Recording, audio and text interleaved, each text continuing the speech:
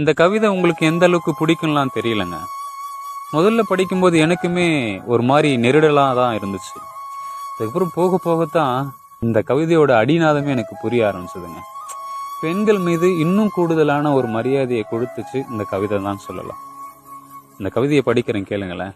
மூச்சடக்கி முத்தமிட்டு மார்பை கசக்கி எச்சில் பட்டு ஊடல் பிடியில் தொப்புள் தொட்டு உசுப்பும் கடியில் முனகள் இட்டு யோனி நுழைத்து இன்பம் கொண்டு கசியும் திரவம் பிசிறி அடித்து நீட்டி நிமிர்ந்து அயர்ந்து உறங்கினால் முடிந்து போகும் ஆணின் மோகம்.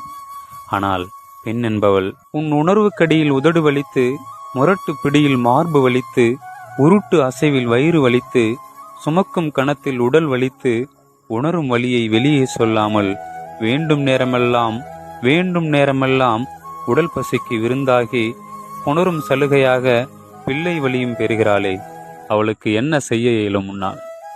வேறொன்றும் செய்யாதே